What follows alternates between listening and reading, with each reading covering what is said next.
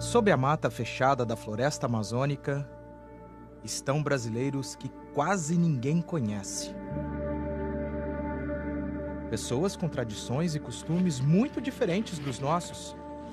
Distantes das grandes cidades, índios isolados travam uma batalha diária contra o próprio fim.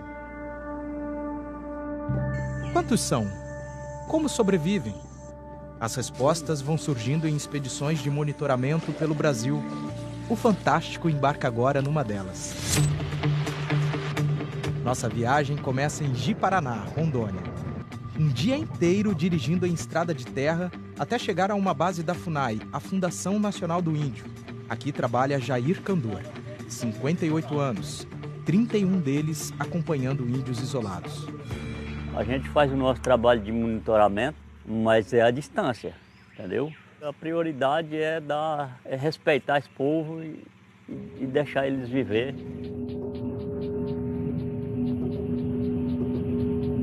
Esta floresta é o lar do povo Piripicura. A FUNAI estima que na década de 60, 80 indivíduos viviam aqui. Por conta de alguns acontecimentos, inclusive um grande massacre, hoje a FUNAI só conseguiu localizar 3 indivíduos. 2 deles continuam vivendo na mata em situação de isolamento. O outro vive aqui, nesta base. Tudo bem, dona Rita? Tudo bem. A dona Rita, ela entende bem o português? Entende. Entende, né, dona Rita? Entende. Rita é uma das 3 sobreviventes do povo isolado Piripicura. Depois de perder quase toda a família, ela decidiu viver ao lado da base da FUNAI com o marido de outro povo. A senhora sente saudade da família da senhora? Saudade. O irmão e o sobrinho vivem isolados na floresta. A senhora está feliz sabendo que o irmão da senhora está por aqui, por perto? Tem. Tem que botar tomato, né? Se eles não querem chegar a nós, não querem ser amigo nosso, quer viver no lugar deles, eu acho que a nossa missão é respeitar o espaço do outro. A existência de povos isolados está confirmada no Amazonas, Acre, Roraima, Pará, Rondônia, Mato Grosso e Maranhão. Nos últimos 3 anos, a FUNAI encontrou 10 novos vestígios desses grupos. Esse trabalho começa a partir de algum registro, algum relato que a gente receba da presença de índios em alguma determinada área. E a partir disso a gente coloca um grupo em campo para investigar esse relato. Até agora, são 114 registros de índios isolados pelo Brasil. 26 já foram confirmados pela FUNAI. Os últimos 2 no Acre. Nossa principal preocupação nesse momento é confirmar o registro, fazer a proteção territorial, né, e traçar a melhor estratégia de contato, eventual não contato dessa comunidade. Em Brasília, ficam guardados fotos e vídeos feitos pelas equipes das 23 bases de proteção dos povos isolados. Este vídeo é inédito. A única imagem deste grupo de identidade ainda desconhecida na terra indígena Massacua, em Rondônia. Foi gravada em 2012. Um momento extremamente raro, né? Foi a primeira filmagem feita por uma equipe da FUNAI em 30 anos nessa região. Ao ver os índios, o agente rapidamente se abaixa. Por que desse extremo cuidado do agente da FUNAI? A gente não saber qual é a reação deles, né? Pode ser violenta, né? Podem se sentir acuados e atacar a equipe da FUNAI. Que já houve na história diversas situações semelhantes. O Altair coordenou essa expedição. Como é que foi aquele momento da filmagem? Os índios estavam muito próximos, as 4 pessoas. Uma área aberta, não tinha como se esconder ali, a gente se jogamos dentro do capim ali. A gente sabia que se aparecesse, eles iam ver a gente, que era uma coisa que nós não queríamos. Neste outro vídeo, também exclusivo, índios isolados ao ar carregam lanças. Pelo menos 6 indígenas andam praticamente nus. É possível ver uma mulher carregando uma criança. A gravação é de 2015 e foi feita no Maranhão pelos índios Guajajara, que mantêm contato com a FUNAI. São grupos também que são nômades, não produzem roça, então eles estão coletando e caçando sempre. E hoje a gente percebe que está cada vez menor a área de ocupação deles, porque a terra tem sido devastada por fogos, muitas vezes criminosos. Esses sinais de muita quantidade de flechas pode ser também para um ataque, né, de eles serem atacados e se defenderem. Por que vocês guardam essas imagens às 7 chaves? Em algumas regiões a gente não tem um sistema de proteção, né, para esses índios. E divulgar onde eles estão pode ter uma corrida para a exploração da terra deles. Na área de proteção onde vivem os 2 piripicura, só podem entrar pessoas autorizadas pela FUNAI, com atestados de vacinação e de não doença infectocontagiosa. Uma simples gripe pode matar uma comunidade inteira. Caso a gente encontre com eles, vamos ter o comportamento de sempre que a equipe teve aí, de manter a calma, ficar tranquilo, né? Sem movimento brusco. Seguimos. Os piripicura não são um povo guerreiro, por isso a nossa equipe pode acompanhar a aproximação. Já passou por alguma situação de perigo, Sr. Já passei.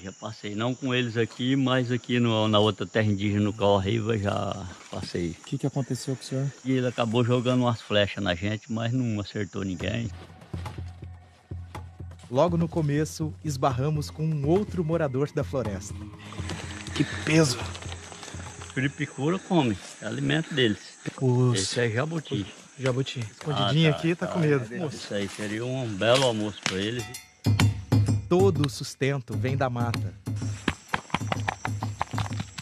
Aí, a castanha da Amazônia. Prova aí. É alimento deles? É alimento do piripicura.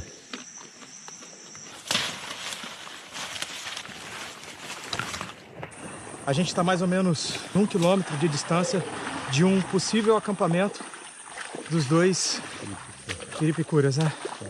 E isso a gente só vai tentar amanhã. Às 5 da manhã, todos já estão de pé.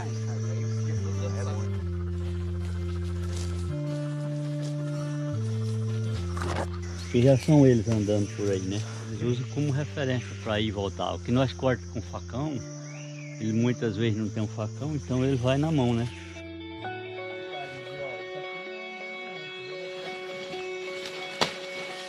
Depois de quase 10 quilômetros caminhando dentro da mata fechada, estes aqui são vestígios reais da presença dos piripicura. A equipe do Fantástico é a primeira equipe de televisão a chegar nesse ponto aqui. 40 dias mais ou menos eles estiveram por aqui, 30, 40 dias. Isso é bom? É bom porque é um sinal que eles estão ocupando a região, né? Esse aqui é o babaçu, né? É a folha do babaçu, ó, né? Aí ele amarra uma travessa aqui, a gente chama de travessa, aí ele escora... Aqui e aqui. E aqui, aí ele escora as folhas do babaçu tudo assim, e aí ele amarra a rede, né? Então eles conseguem tirar essas folhas e fazer essa cobertura aí para passar um período aí de 15, 20 dias em um local aí. O primeiro contato de Jair com os 2 piripicura foi em 1989. Desde então, eles se viram 14 vezes. Essas são imagens exclusivas do último encontro, em maio do ano passado. Um estava sentado aí, e o outro estava em pé conversando. Ele tentou pegar numa árvore assim para levantar e não conseguiu por causa do problema dele, né? Estava perdendo o movimento das pernas. Um dos agentes se apresenta como amigo de Jair. Maroca Jair. Os agentes convencem os índios a irem com eles. O mais velho, Baitá, enrola a rede feita da casca da árvore tauari e leva nas costas como uma mochila. A gente colocou numa rede, trouxe até a base, né? Aí a gente comunicou o pessoal da saúde que veio no dia seguinte. E aí foi constatando que não teria como resolver o problema aqui. De avião, foram parar em São Paulo. Baitá recebeu tratamento para um inchaço na próstata. E o sobrinho dele, Tamandua, passou por uma cirurgia de desobstrução de uma artéria na cabeça. Ficaram 50 dias fora da mata. E quando voltaram, escolheram a floresta. Desde então, as expedições acontecem todos os meses para checar como tio e sobrinho estão. A gente sabe que eles estão bem, né? Que eles estão conseguindo pegar o alimento deles, a castanha, o peixe, a caça. Então isso é nota 10. E aqui eles coletam mel, né? Ah, eles fazem esse buraco aqui? Esse buraco para conseguir coletar o mel. Na verdade eles não tomam o mel puro igual a gente toma, eles só tomam mel com água, né? E aqui tem um rio onde eles pescam, né? Aí eles usam aquelas poças onde tem o peixe, que é para bater o timbó, né? Que é uma planta Ah, tá. É uma planta que eles tiram no mato, aí solta a seiva dela na água, e tira o oxigênio da água e o peixe acaba morrendo asfixiado, né? E dali eles fazem o alimento deles. Os agentes fotografam cada detalhe, que vira prova para garantir a proteção desses povos. É assim por todo o Brasil. Essas são imagens exclusivas de uma expedição da FUNAI e do Exército em 2017, na terra indígena Vale do Javari, no Amazonas. A região tem confirmados 11 grupos de índios isolados. Você pode ver que está fumaçando ainda. Os índios estavam muito perto da gente. Conseguimos investigar que eles estavam ali naquela região, plantando, abrindo novas roças. Os agentes foram investigar uma denúncia de massacre. Descobriram que isso não aconteceu, mas explodiram balsas de garimpo ilegal de ouro. Uma falha do Estado, nossa, de não deixar essas pessoas se aproximarem de grupos isolados. A maior parte dos 10 novos registros de povos isolados fica em áreas de desmatamento ou fora de terras indígenas. A proteção para eles é mínima. Talvez em alguns desses novos povos que a gente está descobrindo, estudando se existem ou não, a gente nem venha a saber se eles existem ou não. No ano passado, 3 bases de índios isolados foram atacadas, a maioria a tiros. Jair cuida de uma das áreas mais violentas no país por causa da disputa de terra. Se eu disser para você que a gente não é ameaçado também, eu estaria mentindo, porque a gente é muito assim, visado, né, por conta da madeira que existe na reserva. Ainda há toras dos tempos de extração ilegal, que durou até 2007.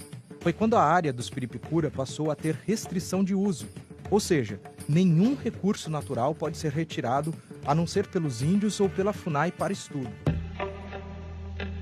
A estrutura responsável pelas questões indígenas no Brasil sofreu alterações no governo de Jair Bolsonaro.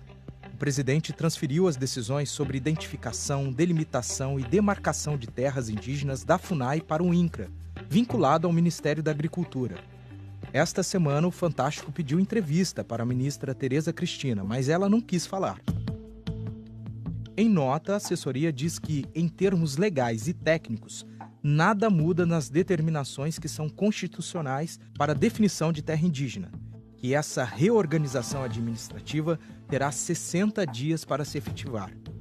O Ministério da Agricultura afirma que, se estudos demonstrarem que, para proteger índios isolados, será necessário restringir áreas, isso será considerado. Acrescenta que as decisões do INCRA sobre demarcação serão examinadas por um conselho interministerial, antes de seguir para o presidente, a quem cabe a homologação final. E que, neste momento, não está no horizonte nenhuma revisão de terra indígena. Mas ainda assim, a mudança no governo sofreu críticas. A relatora especial das Nações Unidas para Povos Indígenas, a filipina Victoria Tauli Corpus, se mostra preocupada. O Ministério da Agricultura é o órgão que permite a expansão do agronegócio. Eles podem invadir terras que pertencem aos índios, e isso pode levar a uma violação massiva dos direitos das comunidades isoladas. Agora, no governo Bolsonaro, a FUNAI está subordinada ao Ministério da Mulher, Família e Direitos Humanos. Nós pedimos entrevista à ministra Damares Alves, mas ela também não quis gravar. Em nota, a assessoria diz que será mantida a atual política de proteção dos povos isolados. A antropóloga Marcela Coelho, que pesquisa há 30 anos o tema, defende a continuidade das ações feitas hoje. A política do isolamento voluntário é uma política, na verdade, voltada não para mantê-los isolados, não é? Mas é para dar condição que esses povos exerçam a sua própria autonomia, a sua decisão, tirar esses povos das terras onde eles estão tentando permanecer. É, na verdade, condená-los à morte. Em 30 anos, os Piripicura procuraram contato por vontade própria uma única vez, em 2016.